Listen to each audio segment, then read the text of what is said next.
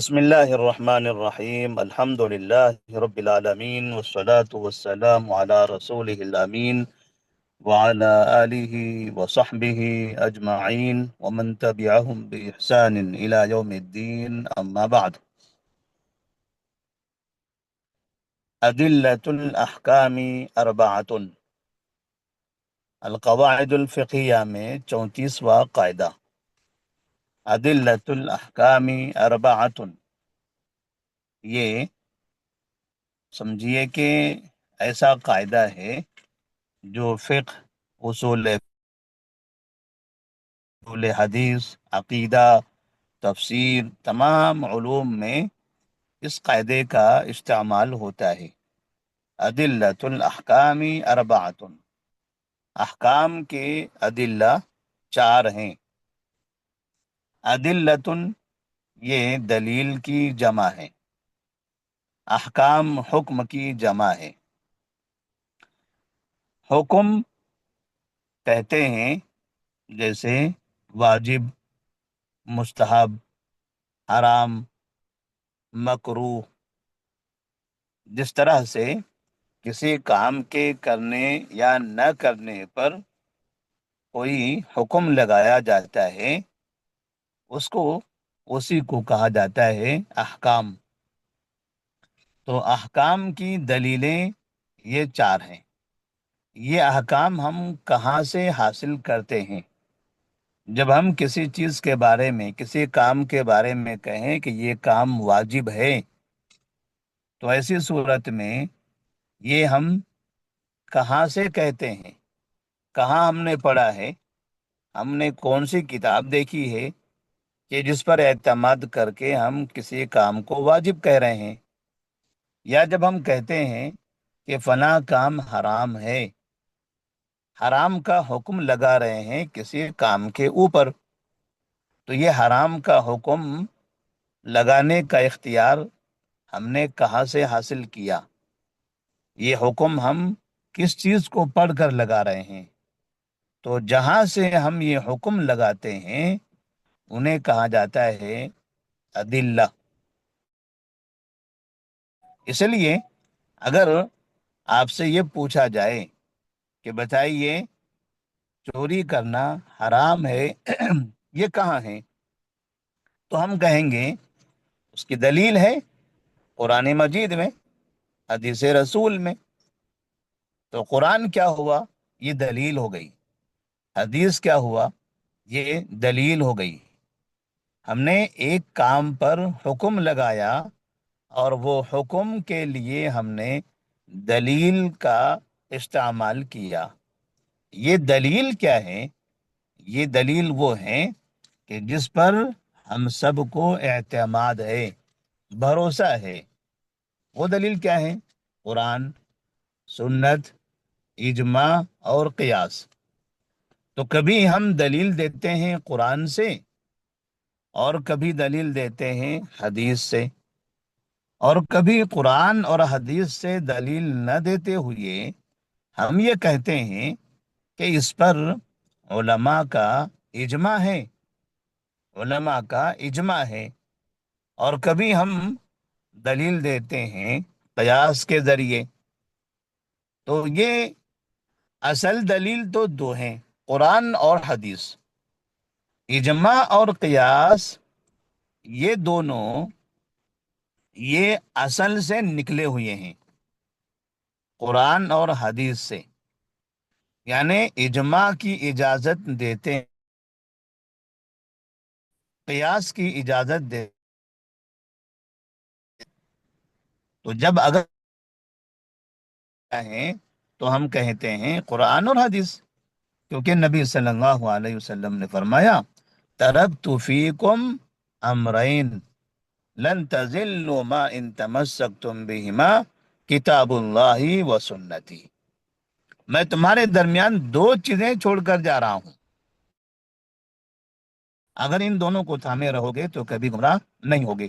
اور وہ دونوں کیا ہیں؟ کتاب اور سنت. کتاب اللہ اور میری سنت. تو اس طرح سے اللہ کی کتاب یعنی قرآن اور نبی کریم صلی اللہ علیہ وسلم کی سنت یعنی حدیث. تو یہ دونوں اصل دلیلیں ہیں. اب قرآن اور حدیث نے باقاعدہ اور قیاس کی اجازت دی ہے. اسی لیے علماء نے اجماع بھی کیا، قیاس کا بھی استعمال کرتے ہیں. ادلہ دلیل کی جمع ہے. تو احکام کے ادلہ، احکام کی دلیلیں کتنی ہیں؟ 4 ہیں. جب بھی ہم لگاتے ہیں تو حکم کہاں سے لگاتے ہیں؟ یہ 4 جگہوں سے. یا حکم لگانے کے لیے ہمارے لیے مرجع کیا ہے؟ کتاب و سنت، اجماع اور قیاس ہے. تو سب سے پہلے قرآن ہے، قرآن کریم. کہا یہ اصل الاصول ہے، یہ اصل الاصول ہے. یعنی 4 دلیلوں میں سب سے اصل ہے یہ قرآن مجید. اس لیے کہ حدیث رسول جو دوسرے نمبر پر ہے، یہ اس قرآن مجید کی ہی تشریح ہے. تو چاروں میں سب سے اصل کون ہے پوچھا جائے تو ہم کہیں گے قرآن مجید ہے. قرآن مجید ان چاروں میں سب سے اصل ہے. اب اس اصل کی وضاحت اور اس کی تشریح ہے حدیث رسول، کہ نبی کریم صلی اللہ علیہ وسلم نے جو فرمایا، آپ نے جو کیا، اور آپ کی جو تقریر ہے، یعنی صحابہ نے آپ کے سامنے کوئی کام کیا یا کہا اور آپ اس پر خاموش رہے، قولی، فعلی اور تقریری.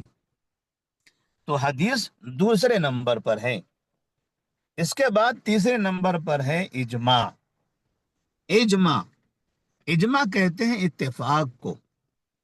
اور یہاں اتفاق کا مطلب ہوتا ہے، جیسا کہ اجماع کی تعریف کی جاتی ہے، اتفاق مجتہدی الامت الاسلامیتی بعد وفات النبی صلی اللہ علیہ وسلم فی عصر من العصور على حکم شرعی.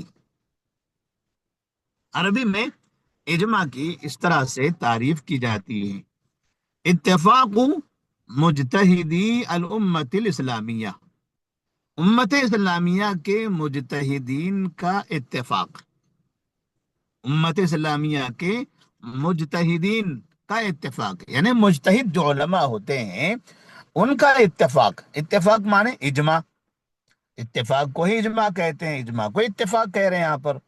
لیکن کسی کے بھی اتفاق کو اجماع نہیں کہتے، کسی کے بھی. یعنی ہم اپنے زمانے میں کچھ ساتھی لوگ مل کر کسی کام پر اتفاق کر لیں تو کیا اجماع ہوگا؟ نہیں، اس کو اجماع نہیں کہتے ہیں. اجماع کہتے ہیں مجتہدین کے اجماع کو، مجتہدین کے اتفاق کو. ایک ہوتا ہے مقلد، دوسرا ہوتا ہے مجتہد. مجتہد جو کتاب و سنت سے مسائل نکالنے کی استطاعت رکھتا ہے. تو مجتہدین کا اتفاق. چلو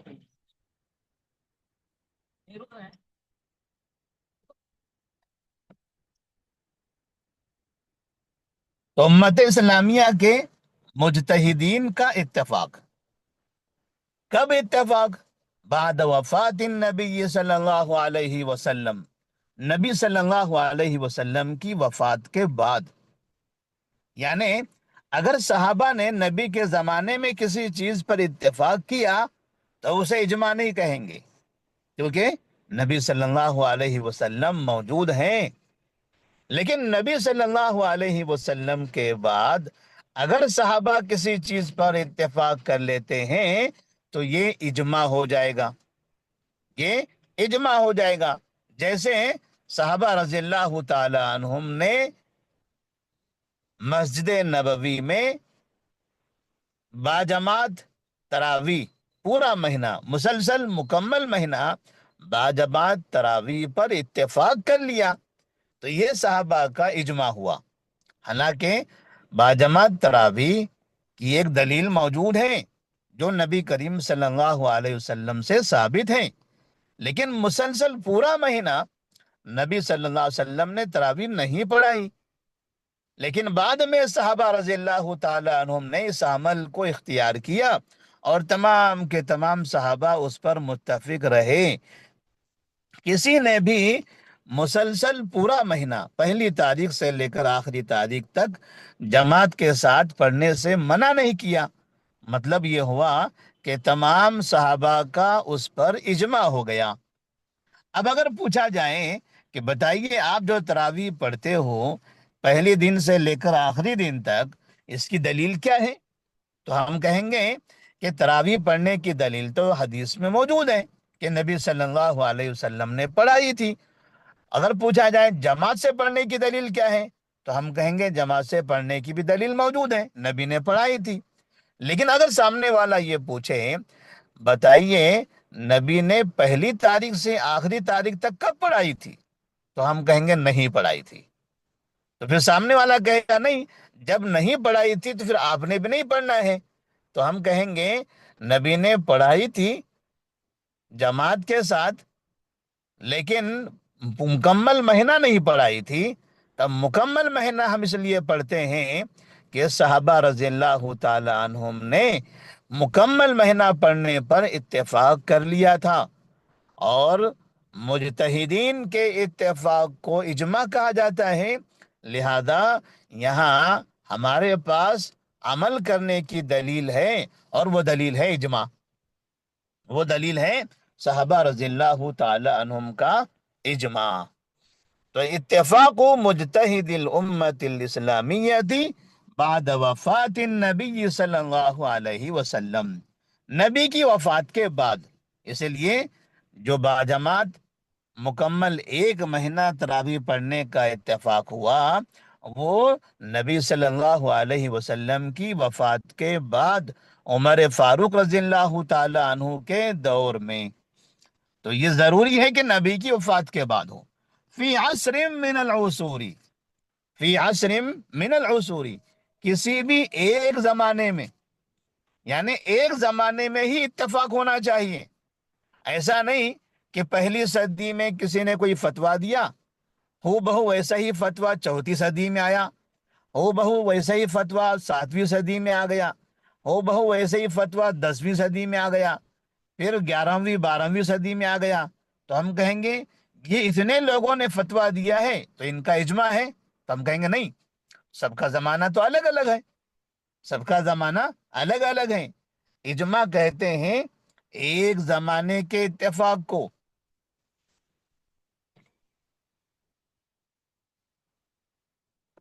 اجماع کہتے ہیں ایک زمانے کے اتفاق کو۔ یہاں الگ الگ زمانے کے علماء نے اگر کسی چیز پر اتفاق کیا ہے تو اسے اجماع نہیں کہا جائے گا۔ جیسے ہم نے تراویح کی مثال دی، تو عمر فاروق رضی اللہ تعالیٰ عنہ کے زمانے میں تمام کے تمام صحابہ نے اتفاق کر لیا تھا، تو اس طرح سے ایک ہی زمانے میں وہ اجماع ہو گیا۔ فی عصر من العصور، اب علی حکم شرعی، علی حکم شرعی، شرعی حکم پر اتفاق کس چیز پر ہوا ہو؟ شرعی حکم پر ہوا ہو۔ دنیاوی معاملات پر اتفاق ہوا یا ایسے کسی کاروبار پر اتفاق ہو جائے، اس کو اجماع نہیں کہتے۔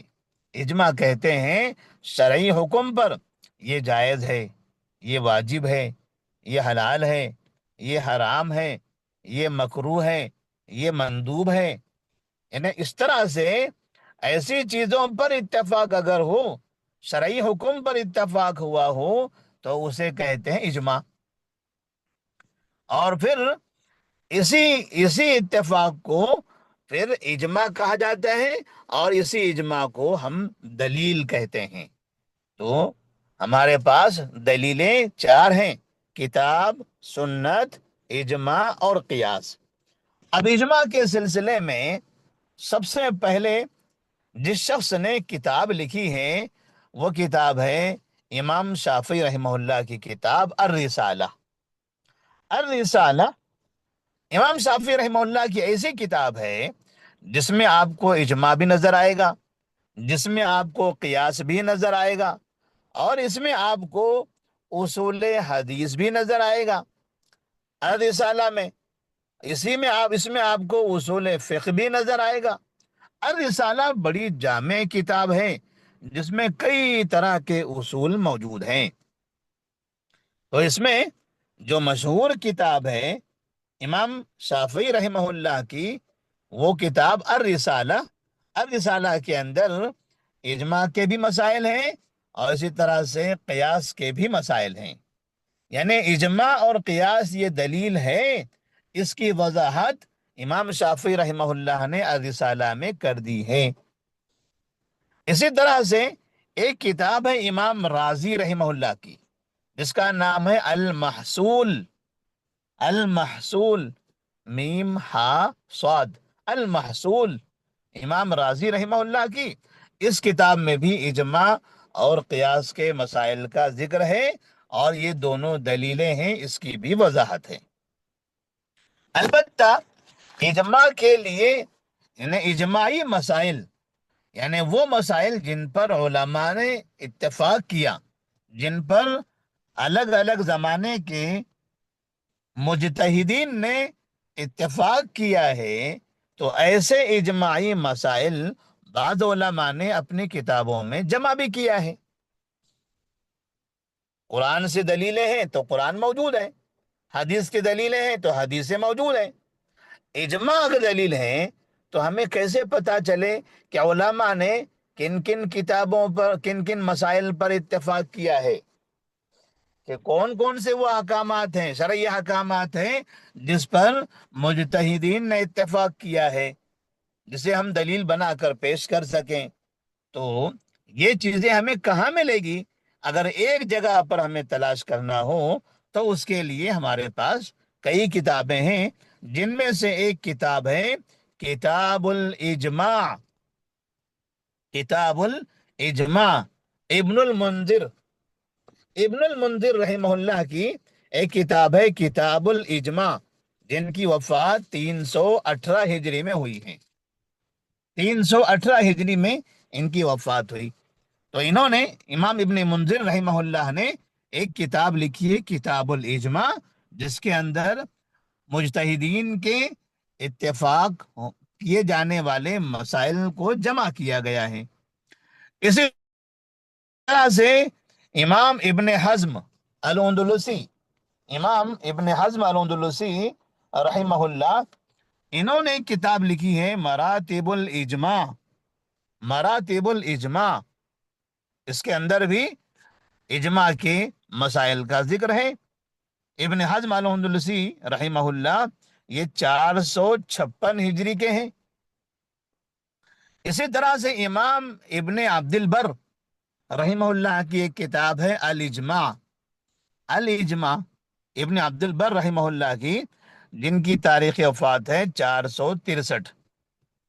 ان علماء نے اپنی کتابوں میں اجماع کے مسائل جمع کیے ہیں۔ اس کے بعد ادلۃ الاحکام اربعۃ میں، کہ احکام کی دلیلیں 4 ہیں، تو ان میں سے چوتھا ہے قیاس۔ چوتھا ہے قیاس۔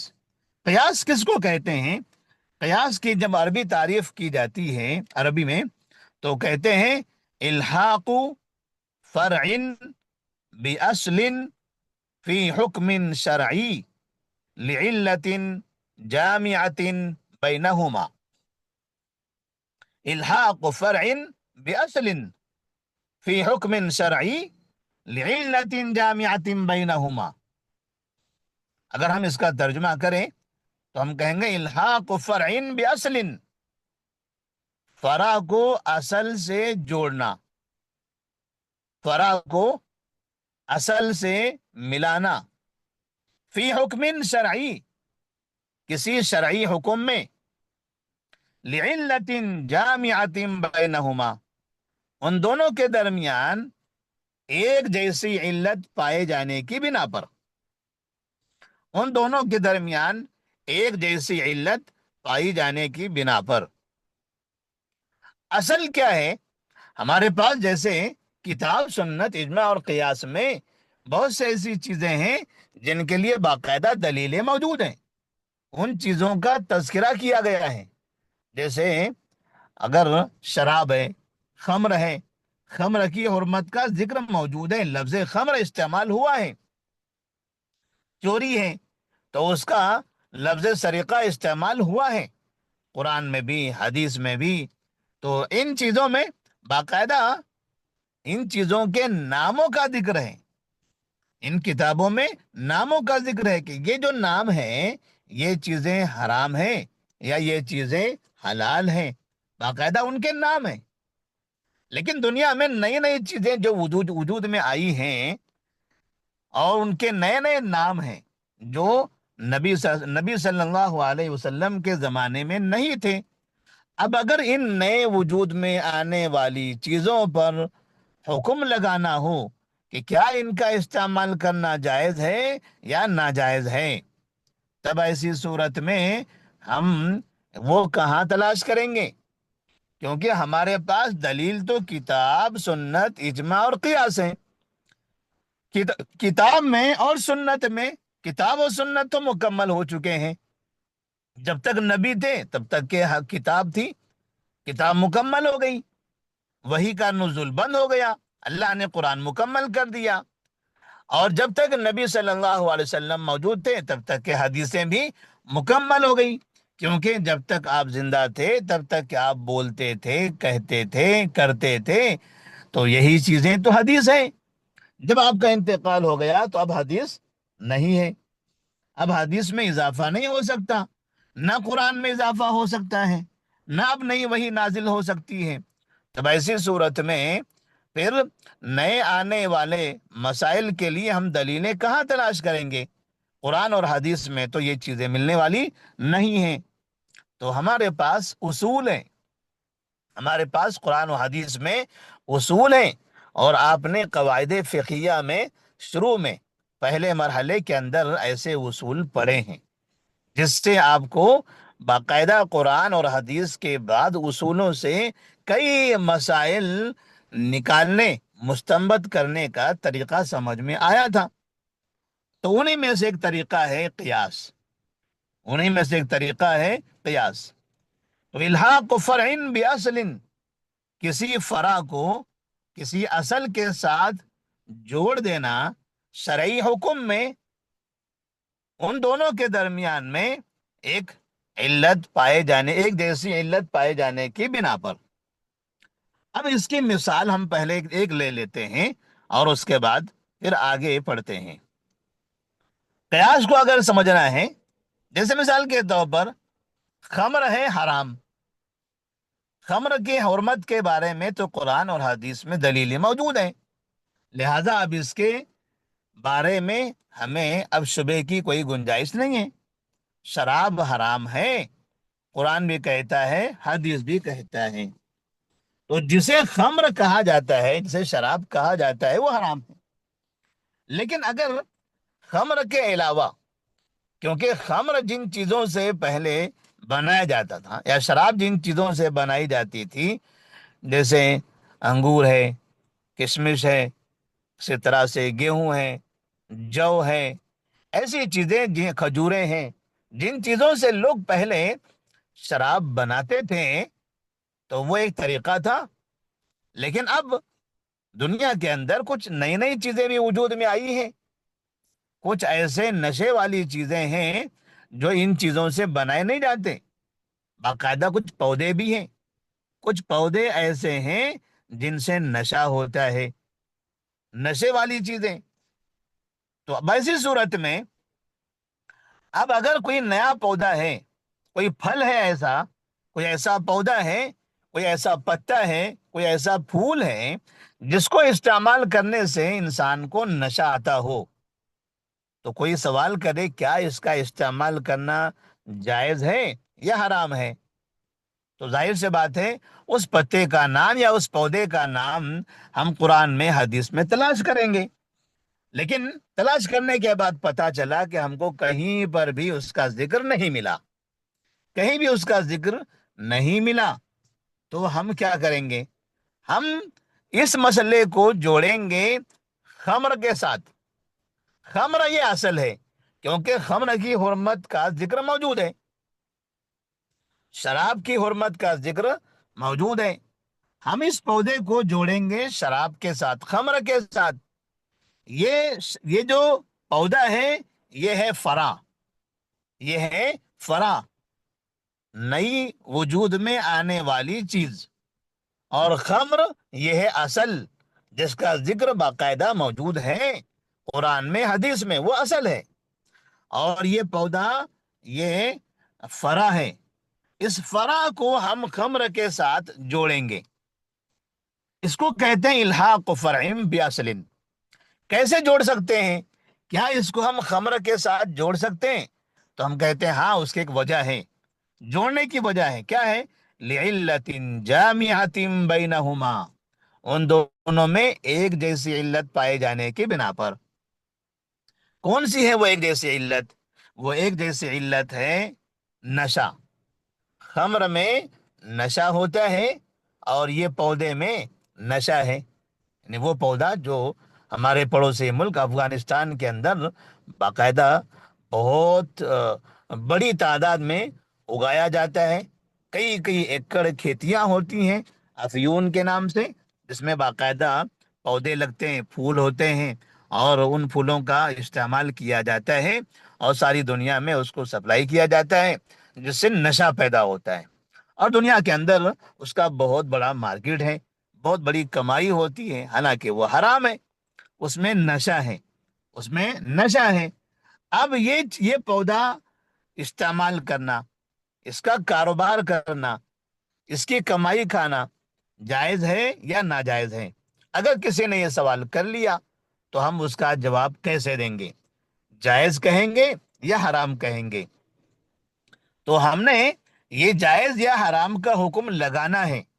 یہ حکم لگانے کے لیے ہم نے اس چیز کے بارے میں کتاب و سنت میں تلاش کیا تو اس پودے کا نام ہمیں کہیں پر بھی نہیں ملا. تو ہم نے اس میں دیکھا حکم لگانے کے لیے کہ اس پودے کے اندر اس خاصیت کیا ہے، اس سے ہوتا کیا ہے. پتہ چلا اس سے نشہ پیدا ہوتا ہے، اس سے نشہ ہوتا ہے. تو ہم اصل کی طرف چلے گئے کہ بھلا نشے والی چیز کے بارے میں قرآن و حدیث نے کیا حکم لگایا ہے. تو ہم نے دیکھا کہ نشے والی چیزوں میں سے ایک چیز کا ذکر قرآن میں ہے، وہ ہے خمر. حدیث میں بھی ہے. اور نشے والی اس چیز کے بارے میں قرآن نے حکم لگایا ہے کہ یہ حرام ہے.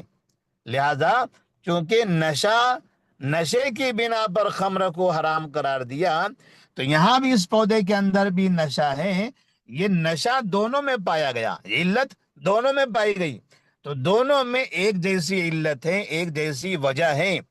تو ایک جیسی علت کی بنا پر پھر خمر پر جو حکم لگایا جا رہا تھا وہی حکم پھر اس پودے پر بھی لگایا جائے گا. اسے کہتے ہیں قیاس. اسے کہتے ہیں قیاس کہ ہم نے وہاں کی وہ وجہ لے لی اور یہاں وہ وجہ تلاش کر لی. پتہ چلا کہ یہاں پر وہی وجہ موجود ہے. جو وجہ خمر کے اندر ہے وہ وجہ اس پودے کے اندر موجود ہے. خمر میں نشہ ہے، اس پودے میں نشہ ہے. اب جب علت دونوں میں ایک جیسی ہو گئی تو پودے کا حکم کیا ہوگا؟ تو ہم دیکھیں گے خمر کا حکم کیا ہے. خمر کا حکم ہے حرام، لہذا پودے کا حکم بھی ہوگا حرام. تو اس کو کہتے ہیں قیاس. الحاق فرع باصل فی حکم شرعی لعلت جامعۃ بینہما. اب ظاہریہ اور معتزلہ دو ایسی قومیں ہیں جو یہ قیاس کو نہیں مانتی ہیں. قیاس کو نہیں مانتی. قیاس کے بارے میں علماء نے نبی کریم صلی اللہ علیہ وسلم کی ایک حدیث بھی پیش کی ہے کہ قیاس کرنا درست ہے. جب نبی کریم صلی اللہ علیہ وسلم آ، اگلا صفحہ ہے. جب نبی کریم صلی اللہ علیہ وسلم کے پاس ایک خاتون آتی ہیں اور وہ سوال کرتی ہیں کہ میری ماں نے ایک روزے کی نظر مانی تھی لیکن وہ روزہ نہیں رکھ سکی اور اس کا انتقال ہو گیا، تو اس طرح سے میری ماں کے اوپر نظر کا روزہ باقی ہے. تو کیا میں ان کی طرف سے روزہ رکھوں؟ تو کیا میں ان کی طرف سے روزہ مکمل کر لوں؟ میری ماں کے اوپر ایک روزہ تھا، اس نے نظر مانی تھی روزہ رکھنے کی، لیکن وہ روزہ نہیں رکھ سکی، اس کا انتقال ہو گیا، اب تو کوئی راستہ نہیں ہے، تو کیا میں اس کی طرف سے روزہ رکھ لوں؟ تو آپ صلی اللہ علیہ وسلم نے پھر یہاں ایک مثال دے کر اس کو سمجھایا، یہ نہیں کہا کہ رکھ لو، بلکہ مثال دیا اور سمجھا دیا۔ مثال سے وہ خاتون سمجھ گئی، تو آپ نے فرمایا اگر یہ سمجھیے کہ اگر تمہاری والدہ پر قرضہ ہوتا کسی کا، کسی انسان کا، تو کیا وہ تمہارے لیے ادا کرنا ضروری نہیں ہوتا؟ تو کیا اگر تم نے ادا کر دیا ہوتا تو وہ قرضہ مکمل نہ ہوتا؟ تو کہا کیوں نہیں؟ جب مرنے والے پر قرضہ ہو تو وارثین اس قرضے کو ادا کریں گے۔ کیسے ادا کریں گے؟ اس کے مال سے یا پھر اپنی طرف سے۔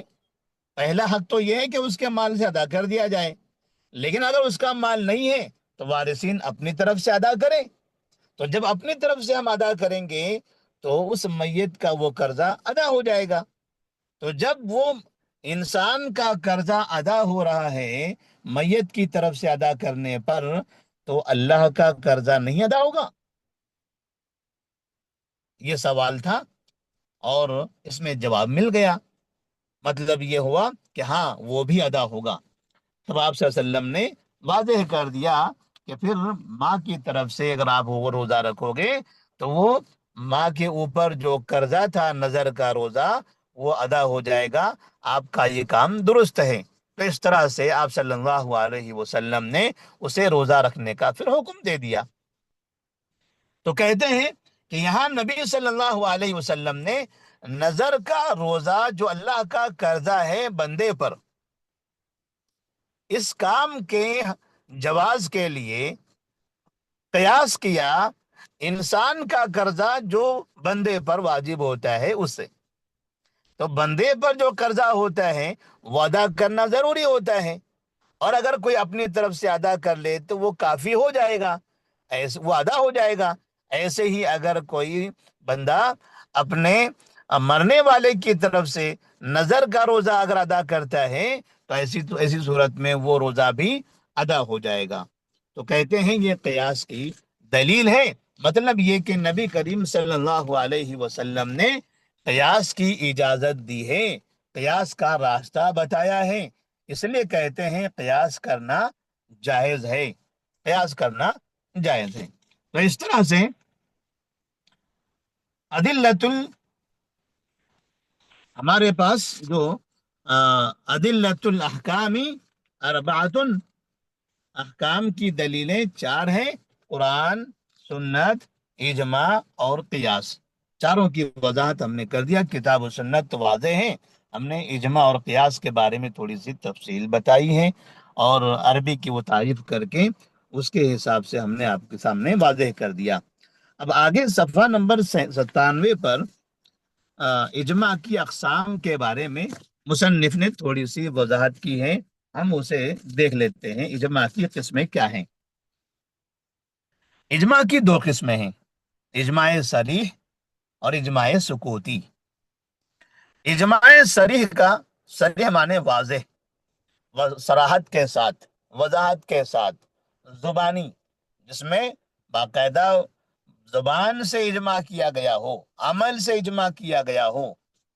تو اجماع صریح کا مطلب یہ ہے کہ مجتہدین اپنی آراء کو صراحت کے ساتھ بیان کریں، پھر کسی ایک رائے پر اتفاق کر لیں۔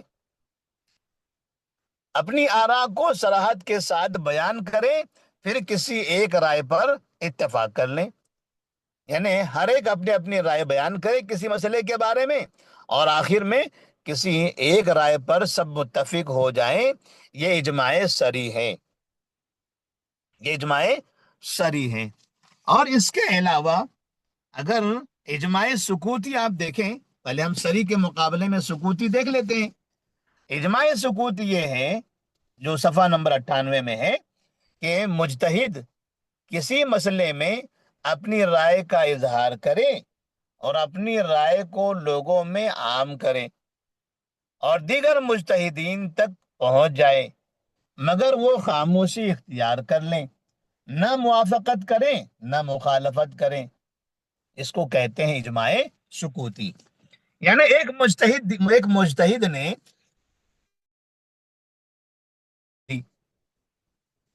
اور اپنی رائے کو لوگوں کے درمیان پھیلا دیا، مجتہدین کے سامنے بھی پیش کر دیا، دیگر مجتہدین کو بھی ان کی رائے معلوم ہو گئی، اور تمام مجتہدین نے سنا، پڑھا، لیکن کسی نے بھی اس رائے کی نہ موافقت کی نہ مخالفت، نہ کسی نے اس کی تائید کیا اور نہ کسی نے اس کے خلاف اپنا فتویٰ، اپنی رائے ظاہر کی، تو کہتے ہیں اسے کہا جائے گا اجماع سکوتی۔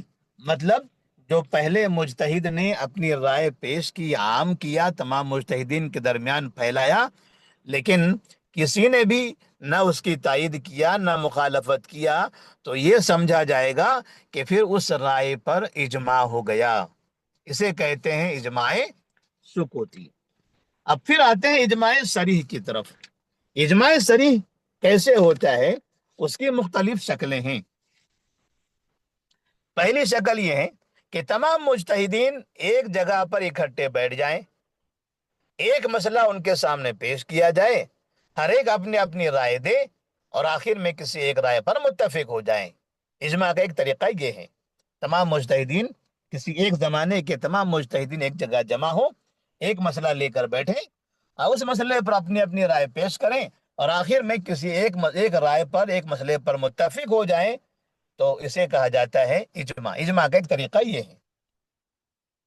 دوسرا طریقہ یہ ہے کہ مجتہدین اپنی اپنی جگہوں پر ہوں، اپنے اپنے شہروں میں، اپنے اپنے گاؤں میں، اور ایک مسئلہ ان تمام کے پاس بھیجا جائے۔ سب ایک جگہ جمع نہ ہو ایک مجلس میں، بلکہ سب اپنے اپنے گاؤں میں ہوں، اپنے اپنے شہر میں، اپنے اپنے ملک میں ہوں، اور ایک مسئلہ ان تمام کے پاس بھیج دیا جائے اور ان سب کی آراء ایک رائے پر موافقت کر لیں۔ یعنی پھر وہ سب اپنی اپنی جگہ سے کسی ایک رائے پر متفق ہو جائیں، تو ایک طریقہ یہ بھی ہے۔ جیسے مثال کے طور پر آج کے دور میں اگر دیکھا جائے تو کوئی عالم، کوئی مجتہد ہندوستان میں ہے، کوئی مجتہد سعودی عرب میں ہے، کوئی مجتہد کویت میں ہے، کوئی مجتہد عرب امارات میں ہے۔ ایسے الگ الگ ملکوں میں مجتہدین موجود ہیں۔ ان تمام مجتہدین کے پاس کوئی ایک مسئلہ بھیج دیا گیا اور سب نے ایک جیسی ایک رائے پیش کر دی، ایک رائے پر متفق ہو گئے، تو یہ بھی اجماع ہے۔ تیسرا، بعض مجتہدین کسی مسئلے کے متعلق فتویٰ جاری کریں اور وہ فتویٰ دوسرے مجتہدین کے پاس بھی پہنچ جائیں اور وہ بھی ان کے ساتھ اپنی موافقت کی وضاحت کر دیں۔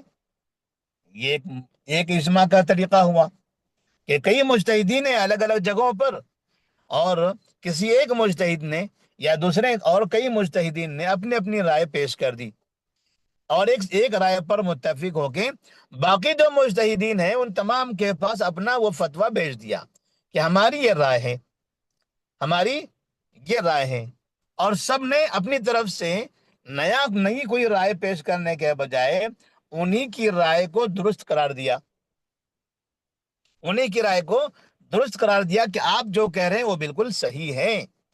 تو اس طرح سے مطلب یہ ہوا کہ پھر تمام مجتہدین کا اس پر اتفاق ہو گیا۔ اسی طرح آخری ہے، ایک مجتہد کسی مسئلے میں کوئی معین حکم لگا دے، پھر یہ حکم دوسرے مجتہدین کو پہنچ جائے، وہ قول، فتویٰ یا فیصلے کے لحاظ سے اس کی موافقت کی صراحت کر دیں۔ یعنی مثال کے طور پر ایک مجتہد نے، صفحہ نمبر 98 پہ ہے کہ ایک مجتہد نے اپنا کوئی حکم پیش کر دیا، کوئی فتویٰ دے دیا، اور وہ فتویٰ پھر دوسرے تمام مجتہدین کے سامنے پیش کر دیا گیا اور سب نے اس کی اس بات پر اتفاق کر لیا، اس کی موافقت کر لی، تو اجماع کا ایک طریقہ یہ بھی ہے۔ تو اس طرح سے الگ الگ طریقے سے اجماع ہوا ہے۔ جو اجماع ہوا ہے وہ ان طریقوں سے ہوا ہے۔ ایسا نہیں کہ تمام مجتہدین ایک جگہ جمع ہوتے تھے اور پھر اجماع کر لیتے تھے، بلکہ یہ الگ الگ طریقے سے اجماع ہوتا تھا، اور اس طرح سے اجماع کے کئی مسائل جمع ہیں۔ کون کون سی کتابوں میں ہیں، تو ہم نے ان میں سے بعض کتابوں کا تذکرہ آپ کے سامنے کر دیا۔ هذا ما عندي، وصلی اللہ وسلم علی نبینا محمد وعلی آلہ وصحبہ اجمعین، والسلام علیکم ورحمۃ اللہ وبرکاتہ۔